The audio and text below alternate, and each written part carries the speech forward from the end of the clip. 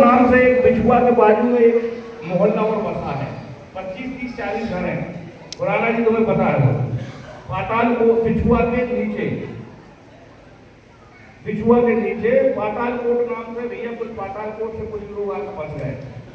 तो पहले तो उनके लिए पानी की व्यवस्था नहीं थी, तो वहां से एक लाइन गई थी, क्योंकि बिछुआ हमारे जिले का एकमात्र सूखा था।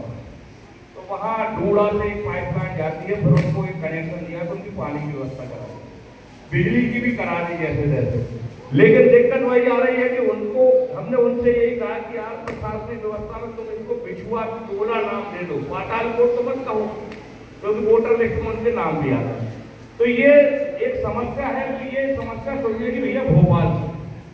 इसके लिए आपको लड़ना पड़ेगा कि 3 गांव जो विस्थापितों से पहले ही आकर यहाँ फंस गए थे, उनको अतिक्रमणकारी ना कहकर उनको विस्थापित का दर्जा दिया जाए या उनको विस्थापितों के साथ बसा दिया जाए, तो कोई दिक्कत नहीं है। अगर प्रशासन एक साथ हो जाता।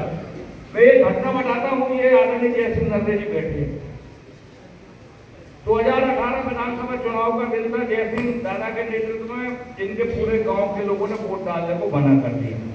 मैं उस समय बागलखेड़ी में था। मेरे पास खबर आई तो पहुंचा, क्योंकि दादा और मोतीराम दादा ऐसे इन दो के आशीर्वाद, एक मालती भाई ठाकुर, 3 आदिवासी जनपद सदस्य हमारे साथ थे, जिनके आशीर्वाद से मैं जनपद अध्यक्ष उस समय बना। संबंध वही आज भी निभा है। तो जब वहां पता किया कि वोट नहीं डाल रहे हो, क्या कारण है, वोट डालना चाहिए, तो उन्होंने बताया कि हम लोगों को विस्थापित करके यहाँ ला तो दिए हैं भैया, लेकिन हमें इस जमीन का कोई पट्टा नहीं है, हमको कोई राजस्व पुस्तिका नहीं है, हमारे पास कोई वो ऐसा प्रमाण नहीं है कि हम ये कह सके ये जमीन हमारी है। उस दिन पता नहीं क्या हमने कहा, दादा ये तो नहीं कह सकते, अगर सरकार बनी तो महीने 2 महीने में हम व्यवस्था करेंगे।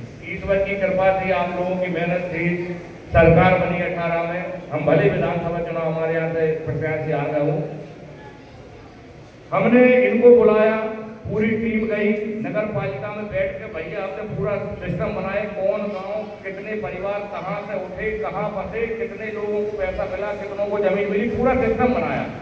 हम DCF साहब के पास गए, DFO के पास गए और माननीय कलेक्टर सक्सेना थे साहब, और उसके बाद उनको जब पता था उसको पूरी लिस्ट बताई, तो उन्होंने भी ये स्वीकार किया कि आप लोगों ने इसमें मेहनत की है। और मेहनत करने के बाद ये लिस्ट हमने जब दी, एक दिन जयसिंह दादा का फोन आया, कहाँ है वेंकट दादा गाँव पर, बोले जी वन विभाग के लोग आए, पट्टो देवी हम ले लो। क्यों वजह वेंकट नहीं, मैं नहीं आ रहा, तुम तो पट्टे तो ले लो। कांग्रेस की सरकार आई भैया, कमलनाथ जी की सरकार आई, उस दिन इनको पट्टे मिले, अंतर ये 20 सालों से बिना पट्टे के रह रहे थे।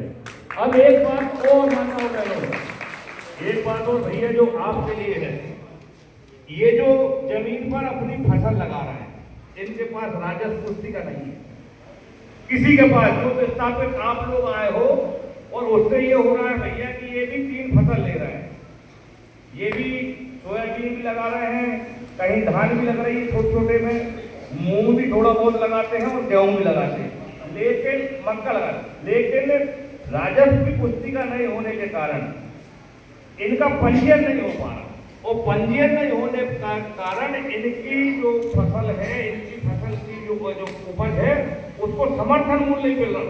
और हो ये रहा है कि कोई भी व्यापारी यहाँ शहरों से जाते हैं और लंबा घाटा, जैसे आज मूंग 8,682 है, तो लगभग इनकी 7,500, 7,000, 7,500 में तय करके ले आते हैं, और फिर तो ये हजारों रुपए कुंटल का घाटा ये केवल इसलिए से रहे हैं उनके पास राजस्व का अधिकार नहीं है।